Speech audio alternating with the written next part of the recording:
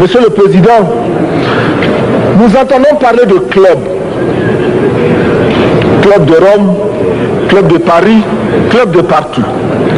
Nous entendons parler du groupe des 5, du groupe des 7, du groupe des 10, peut-être du groupe des 100, et que sais-je encore. Il est normal que nous créions notre club et notre groupe. Faisons en sorte que dès aujourd'hui, Addis Abeba devienne également le siège, le centre d'où partira le souffle nouveau, le club d'Addis Abeba. Nous avons le devoir aujourd'hui de créer le front uni d'Addis Abeba contre la dette. Ce n'est que de cette façon que nous pourrons dire aux autres, en refusant de payer la dette, nous ne venons pas dans une démarche belliqueuse. Au contraire, c'est dans une démarche fraternelle pour dire ce qui est. Du reste, les masses populaires en Europe ne sont pas opposées aux masses populaires en Afrique. Mais ceux qui veulent exploiter l'Afrique, ce sont les mêmes qui exploitent l'Europe. Nous avons un ennemi commun. Donc, notre club, parti d'Addis Abeba, devra également dire aux uns et aux autres que la dette ne saurait être payée. Et quand nous disons que la dette ne saurait être payée, ce n'est point que nous sommes contre la morale, la dignité, le respect de la parole.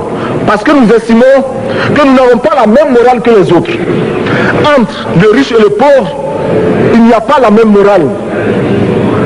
La Bible, le Coran, ne peut pas servir de la même manière celui qui exploite le peuple et celui qui est exploité. Il faudrait alors qu'il y ait 2 éditions de la Bible et 2 éditions du Coran.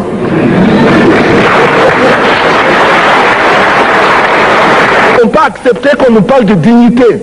Nous ne pouvons pas accepter que l'on nous parle de mérite de ceux qui payent et de perte de confiance vis-à-vis de ceux qui ne paieraient pas.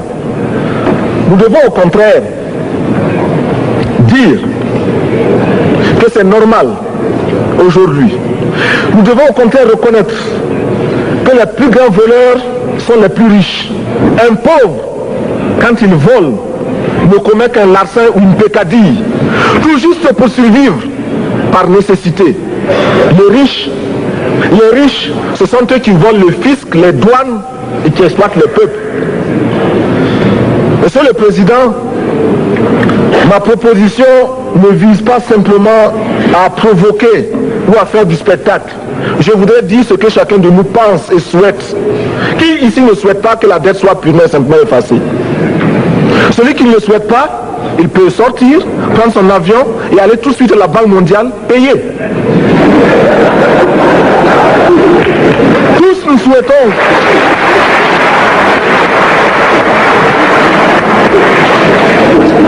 ma proposition n'est pas non plus, je ne voudrais pas que l'on prenne la proposition du Burkina Faso comme celle qui viendrait de la part de jeunes sans maturité, sans expérience. Je ne voudrais pas non plus que l'on pense qu'il n'y a que les révolutionnaires à parler de cette façon. Je voudrais que l'on admette que c'est simplement l'objectivité et l'obligation. Et je peux citer dans les exemples de ceux qui ont dit de ne pas payer la dette, des révolutionnaires comme des non-révolutionnaires, des jeunes comme des vieux. Je citerai par exemple, Fidel Castro a déjà dit de ne pas payer. Il n'a pas mon âge, même s'il est révolutionnaire. Mais je pourrais citer également François Mitterrand, qui a dit que les pays africains ne peuvent pas payer, les pays pauvres ne peuvent pas. Je pourrais citer Madame le Premier ministre. Je ne connais pas son âge et je m'en voudrais de le lui demander. Mais c'est un exemple. Je voudrais citer également le président Félix Houphouët-Boigny. Il n'a pas mon âge.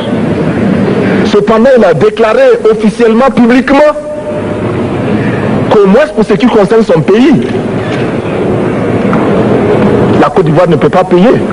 Or, la Côte d'Ivoire est classée parmi les pays les plus aisés d'Afrique, au moins d'Afrique francophone. C'est pourquoi d'ailleurs il est normal qu'elle paye plus en contribution ici. Mais Monsieur le Président, ce n'est donc pas de la provocation. Je voudrais que très sagement, vous nous offriez des solutions. Je voudrais que notre conférence adopte la nécessité de dire clairement que nous ne pourrons pas payer la dette. Non pas dans un esprit belliqueux, belliciste. Ceci pour éviter que nous n'allions individuellement nous faire assassiner. Si le Burkina Faso tout seul refuse de payer la dette, je ne serai pas là à la prochaine conférence. Par contre, avec le soutien de tous, dont j'ai besoin,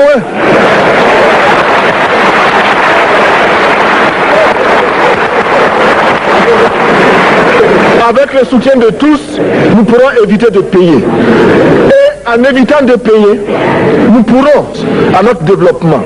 Et je voudrais terminer en disant, chaque fois qu'un pays africain achète une arme, c'est contre un Africain. Ce n'est pas contre un Européen.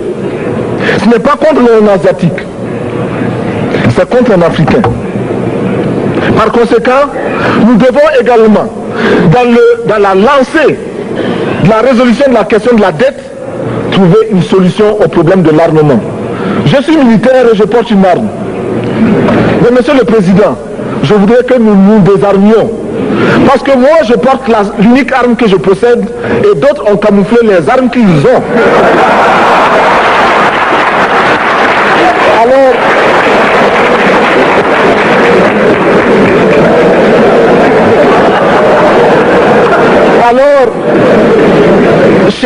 chers frères, avec le soutien de tous, nous pourrons faire la paix chez nous. Nous pourrons également utiliser ces immenses potentialités pour développer l'Afrique, parce que notre sous-sol sont riches.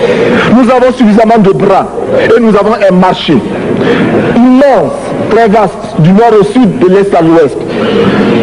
Nous avons suffisamment de capacités intellectuelles pour créer, ou tout au moins prendre la technologie et la science partout où nous pourrons les trouver. Monsieur le Président, faisons en sorte que nous mettions au point ce front uni d'Addis Abeba contre la dette. Faisons en sorte que ce soit à partir d'Addis Abeba que nous décidions de limiter la course aux armements entre pays faibles et pauvres. Les gourdins et les coutelas que nous achetons sont inutiles. Faisons en sorte également que le marché africain soit le marché des Africains. Produire en Afrique, transformer en Afrique et consommer en Afrique. Produisons ce dont nous avons besoin et consommons ce que nous produisons au lieu d'importer. Le Burkina Faso est venu vous exposer ici la cotonnade produite au Burkina Faso, tissée au Burkina Faso, cousue au Burkina Faso pour habiller les Burkinabés.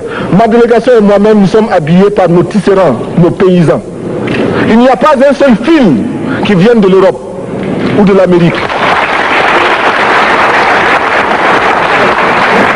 Je ne fais pas un défilé de mode, mais je voudrais simplement dire que nous devons accepter de vivre africain. C'est la seule façon de vivre libre et de vivre digne.